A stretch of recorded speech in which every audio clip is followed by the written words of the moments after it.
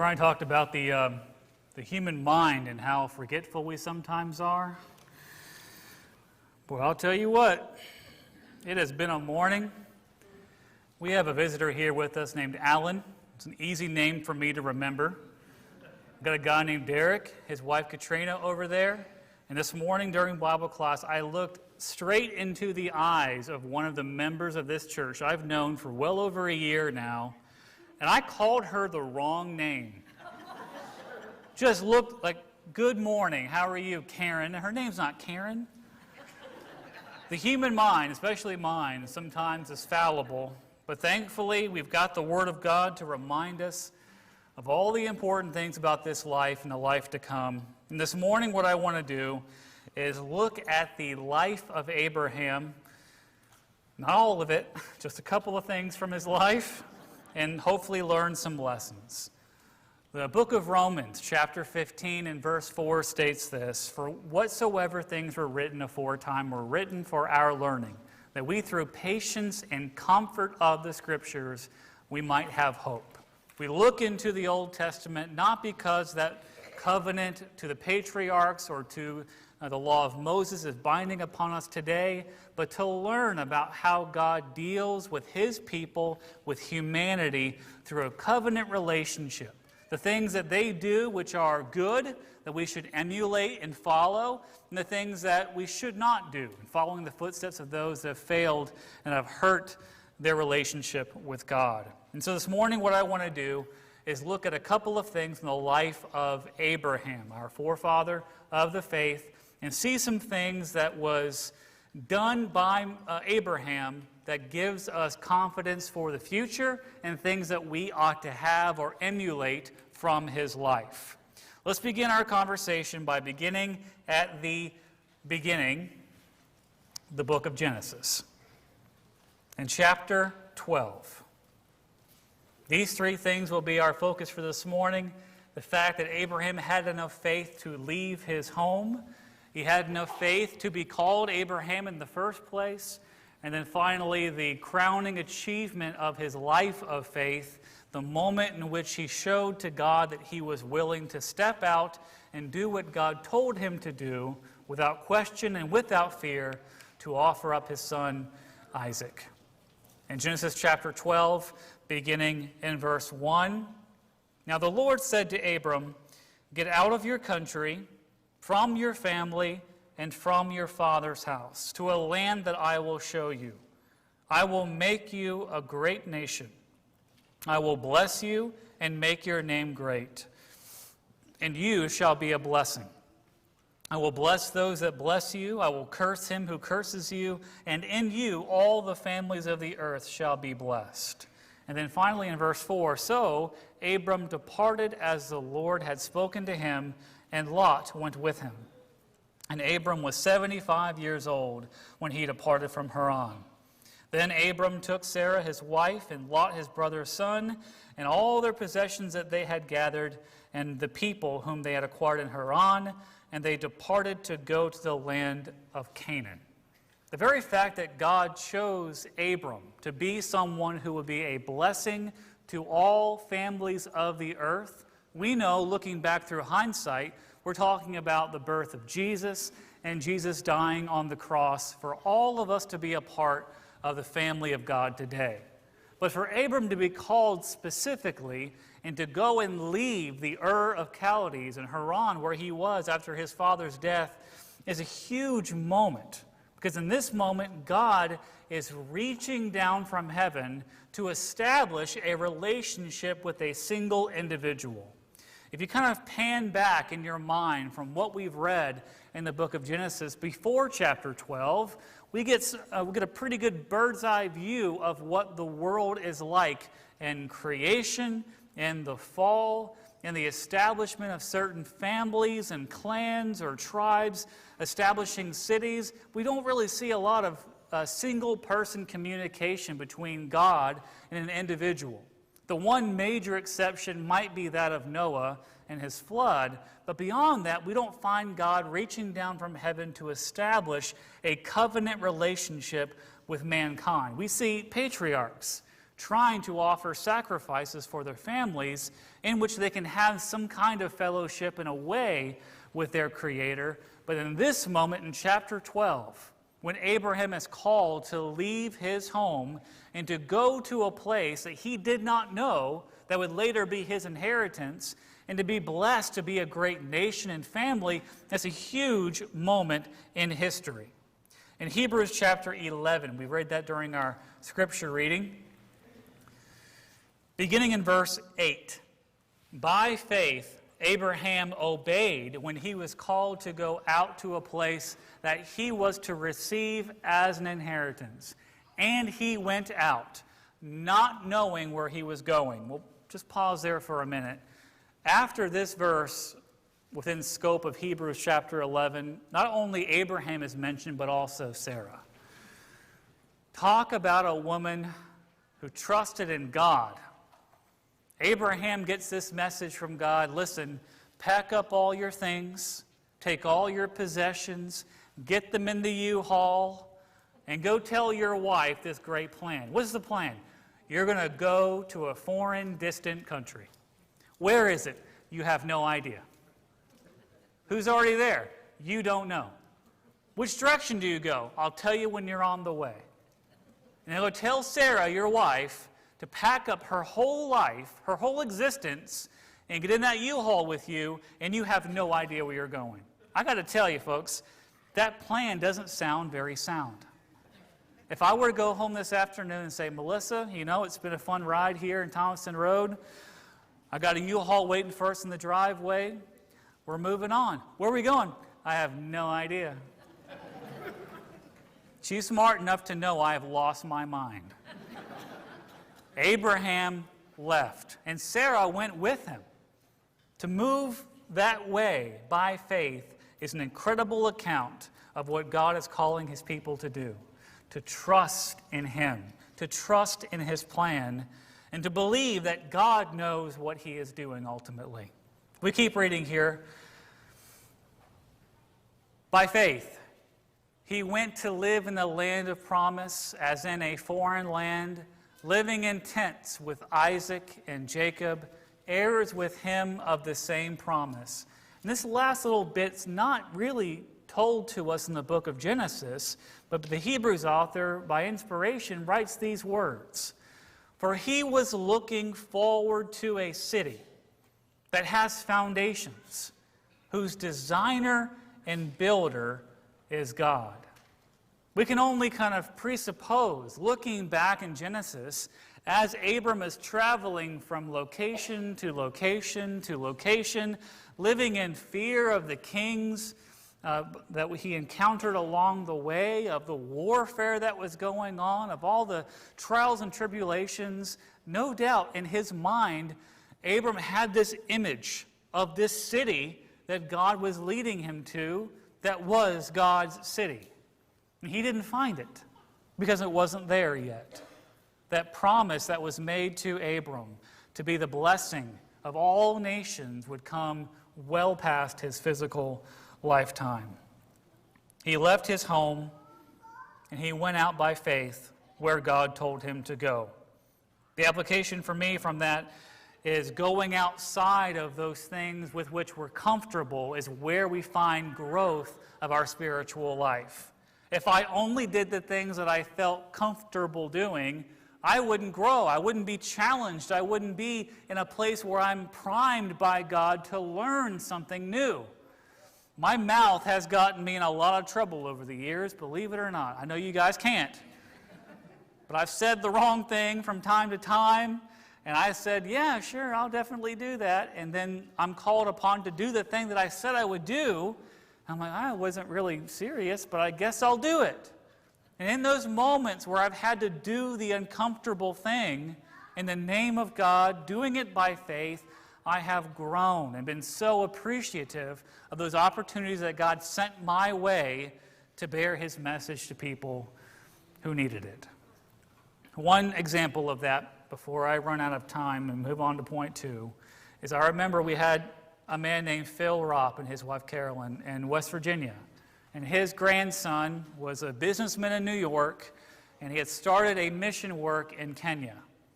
And so Phil Ropp, sweet old man, just walked over to me one day and said, hey, if we pay for you to go, if we buy the flight for you, would you go with my grandson, Brandon, over to Kenya?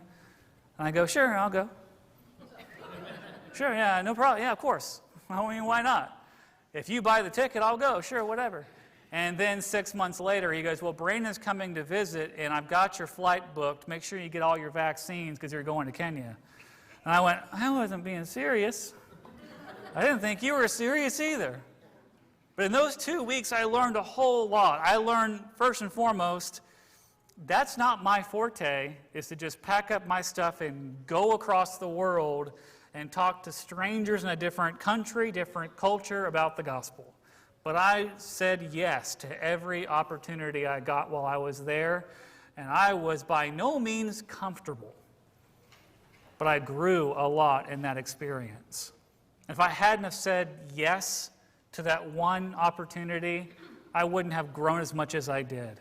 The same thing is true when I've been here.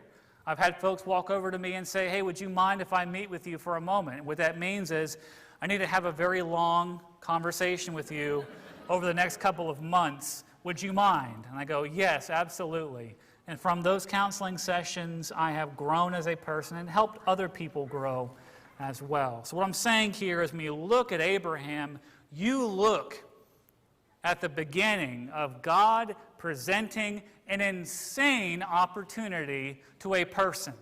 And the question really is, do you have enough confidence and faith that God knows what He's doing to say, yes, Lord, when He asked you to go and do something that makes no sense to us logically? That's God. Not only is Abraham a great example in someone who lived by faith by going to a place where he didn't know where he was going to end up, but he also had faith because he took the name Abraham. Now, we have this song that we sing with the kids sometimes, Father Abraham had many sons, right? I considered leading the first part of that, and then the second part of that, and the third part of that, and the fourth part of that, and the fifth part of that. But I did that enough at camp, so I'm going to just belabor the point. We know about Abraham. We sing his song. But the name doesn't really have the same impact that it has in the original.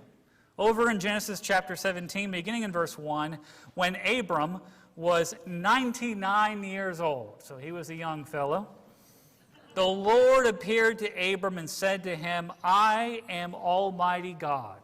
Walk before me and be blameless. And I will make my covenant between me and you and will multiply you exceedingly. Keeping in mind, he was 75 when he was first given that promise from Genesis chapter 12. And now he's 99 years old and saying, hey, you still trust me, right? I'm going to make from you, a person with no sons, a great nation. Okay, in your own good time, I suppose.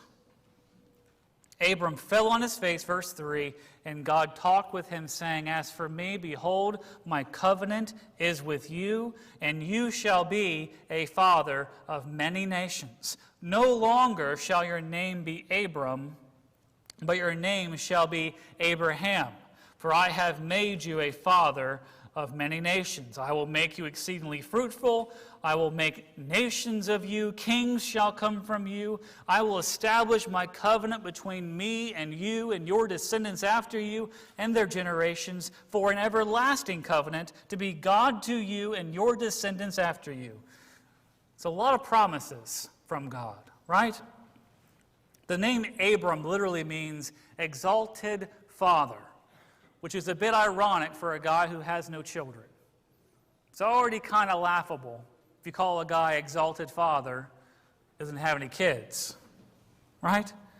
He changed his name to Abraham, which is father of a multitude, father of many nations. How many kids do you have? None. The name itself is almost comical, right? If I said I was the best father you had ever seen in your entire life, I was the best dad you've ever experienced, And you ask me how many kids we have? I don't have any. It's a joke, right? Here is Abraham taking the new name God gave him and wearing it proudly as a badge. God made a covenant with me. He said, I would be a father of many nations, great multitudes coming from my seed line. Meanwhile, don't have any kids.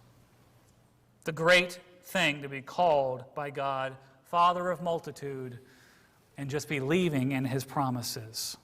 And then finally this morning, moments that we learn from Abraham of how he lived and walked by faith, things for us to emulate, is this next section is somewhat difficult because we're away from this culture so far that it's foreign to us almost.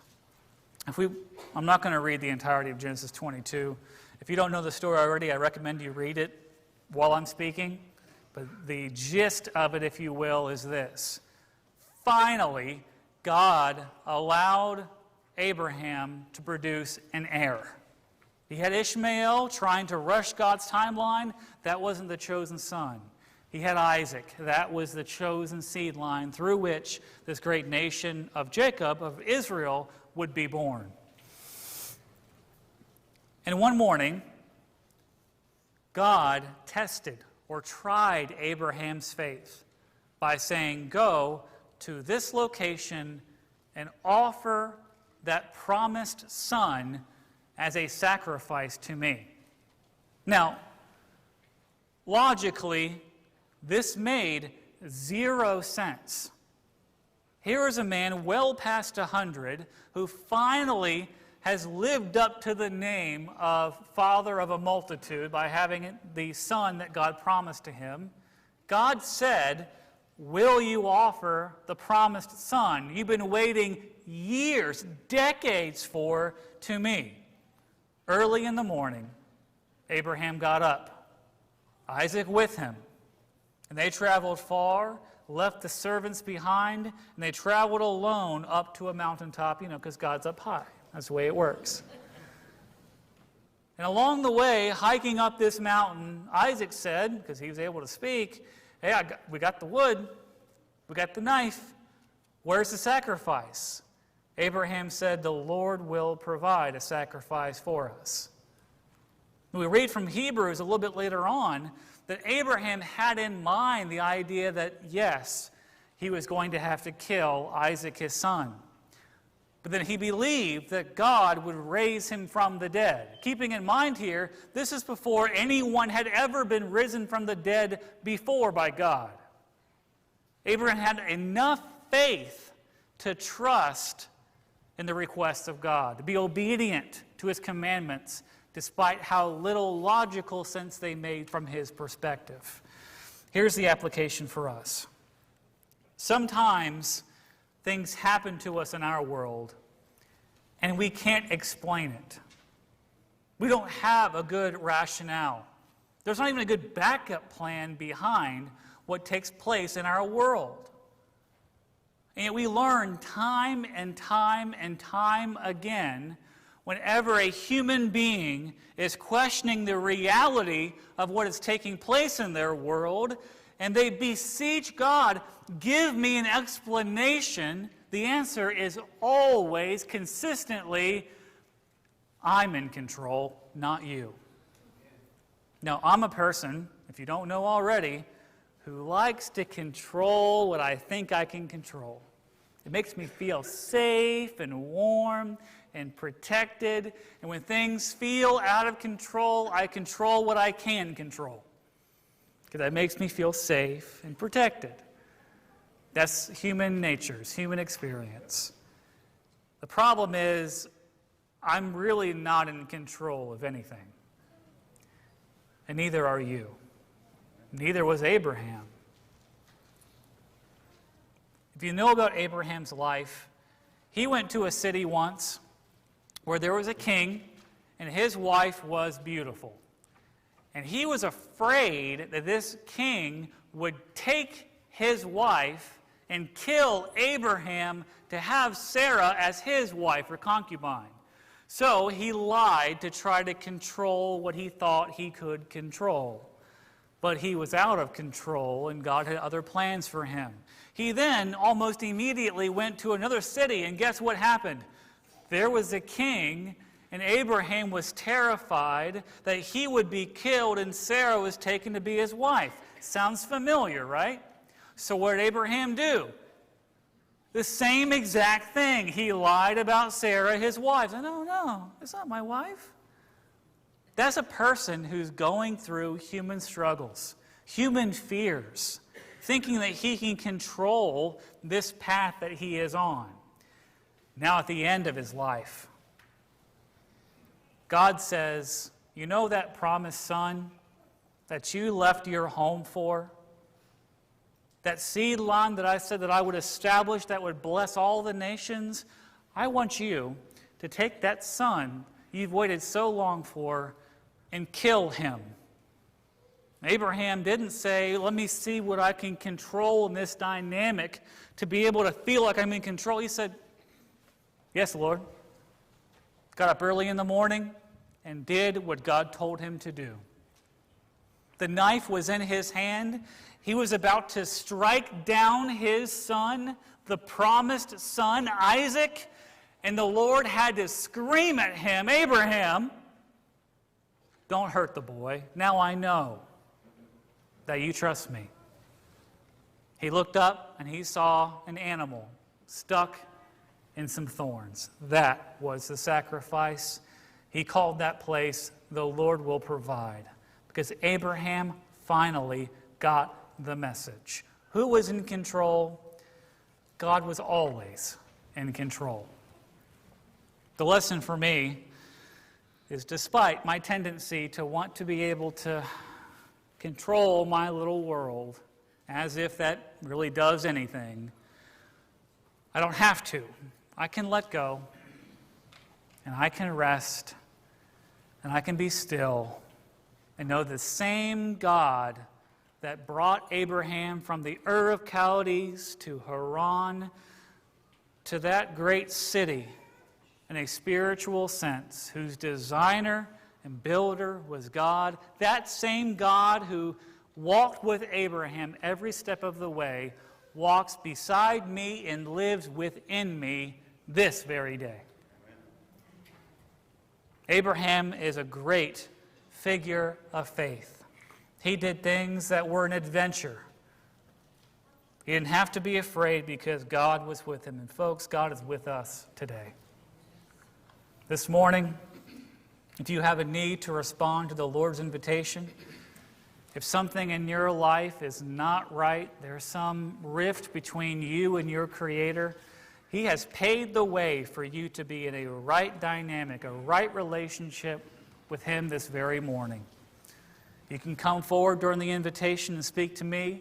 We can guide you. We can pray for you. We can encourage you and walk with you on this life. Or if your matter needs a gentler touch, we have an elder waiting at the doors for any of your needs. If you have a need, respond now as we stand and we sing.